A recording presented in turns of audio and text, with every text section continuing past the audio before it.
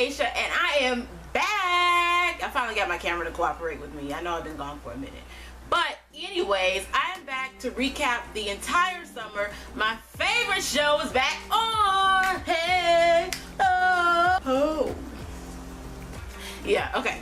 So if you guys don't already know, you probably don't know, but I've been watching Big Brother since I was 9 years old, and that was Big Brother 2. We are now on Big Brother 19, and it has finally kicked off. I would say daily, but probably every week, once a week or so, I'll do a recap, and I just go over my thoughts, my predictions, the alliances that I came up with in the house, and all that good stuff. So, if you're not already a Big Brother fan, I promise you that by the end of my recap series, you're gonna want to watch, okay? Okay? So, we're kicking off this season with the Summer of Temptation. Okay, so we're getting started off with the Summer of Temptation, and for the sake of time, I'm gonna just split this video up. We'll do one video for first impressions, and then the other video for more of like the recap of what happened on this particular episode. This is part 1 of the premiere, and it was a 2-hour premiere, so hey, let me stop because I'm not doing much editing on this video. Alright, so let's get into these castmates. Now, as far as the castmates go, they chose the same sort of castmates as they always do, the model top. So we're gonna go through a few of the stereotypical and I guess what I'm thinking so far about the castmates. Okay, so Mark. So I basically barely remember Mark. I was taking notes as this whole thing was going down, by the way. Mark, I wrote down is that he was the tough guy. I feel like he's like the typical macho Big Brother character. Usually, if you guys don't already know, usually the guys will end up clicking up into this big alliance and basically overpowering all the weaklings or the girls in the other side of the house. So I think he'll be like one of those people that's just kind of there in the house. I said that he was an automatic physical threat, which is obvious. He's a buff dude. I would not want to go up against Mark, so yeah. Next we have Christmas. Christmas is repping the NZ. Actually, we had another one last year as a kid, but she kind of let me down. And on top of that, she was a UNCC alumni just like me, but she was floating the whole time. But Christmas seems like she's going to be a great physical threat. She's kind of buff like a guy. Can we just go back to her name? Like, is that really her name? She's kind of like the buff, tough girl. Automatic physical threat for me. I think she has a strong chance of possibly winning. I don't know. Alex, we have the cute Asian video game girl. She seems like, you know, when I first saw her, my first impression was that, you know, she was kind of going to be one of those floater girls. You know, somebody they brought in just with their personality, but probably never going to win anything. But she definitely proved in the first competition that she's going to be, you know, something to look out for. So I'm kind of excited about her. She's kind of nerdy and basically like me. Hey. Next we have Kevin. He's like the monster old guy. And I was like, I wouldn't want to cross him because you might be sleeping with the fishes, if you know what I mean. They basically chose him this year as the old guy in the house. You know, they always choose one old person, or whether it's a guy or a girl in the house, they know it's probably going to get eliminated like the first week. But I think the cool thing about Kevin is that he actually seems like he's in good shape, and he actually seems like he's ready to play. So I think that he just might be a contender and maybe be able to hold his own in the house. Next we have Dominique. Dominique is the token black girl this year. I mean, that might sound a little harsh, but that's the way it is. You know, they only ever pick like one girl. Last year was the first season that we've ever had 2 black girls with Zakiya and Devon. But now we have Miss Dominique. And Dominique seems like she might be, if not a good physical threat, I think she might be, she seems like she's very intelligent. I mean, she works for the government. Of course, as a black girl, I'm biased. Not just because she's black, but she also seems like a really good person as well. And okay, yes, I'm biased because, you know, there's never been a black person that ever went Big Brother, so of course I gotta root for them. They're the underdog. And next we got Elena, and I'm just gonna classify her as girl shut up. Like, she just seems like the pesky character, like what's her name, Brittany, on the other seasons, the one that just keeps whining. She's always whining at the confessional. Oh, I don't understand why I was not picked for the veto. I don't understand. Like, she seems like that kind of girl. And what's going on with her eyebrows?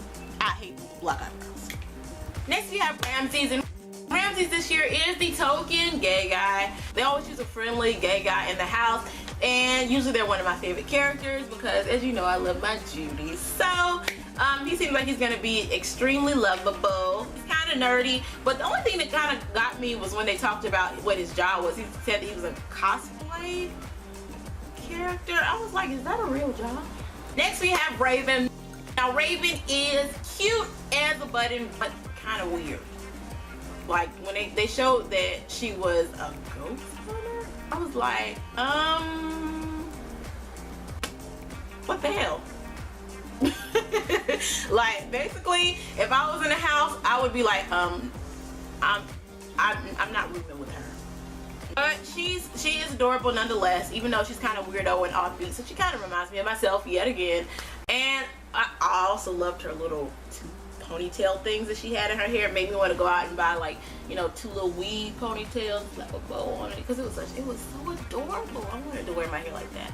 Okay, and next we have Josh. And I'm gonna go ahead and call him the typical tool.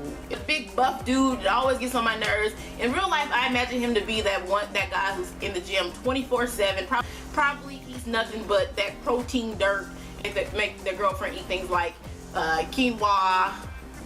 But anyways, he's coming off way too arrogant already in the competition. Bruh, you just got in the house. Why are you already acting like that? He kind of reminds me of Devin. Guys like that typically put big targets on themselves in the beginning of the season, so I don't expect him to be around long anyway. Next we have Mr. Cameron. Cameron is like the typical nerdy super fan, and he kind of reminds me a lot of Ian, the contestant who won. And I actually had him pegged to win, but after last night's episode, that's probably not gonna happen. Yeah, so that's all I got to say about Ian.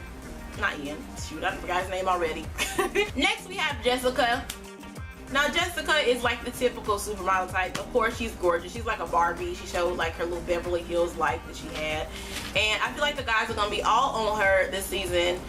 All of the guys in the confessionals were already like gawking at her. And I think that she's gonna be a big flirt toward the guys.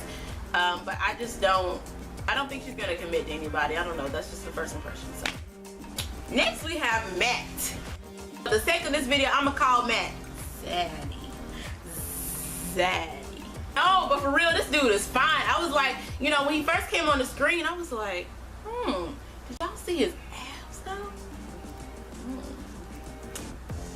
He was looking like a snack, as these young kids would say. I guess he just grayed early because he said that he was only in his 30s. So, but I was already peeping him. I hope Matt stays around for long because, you know, he's eye candy for me. But I think he's gonna be like somebody to really contend with this season, and I hope he sticks around.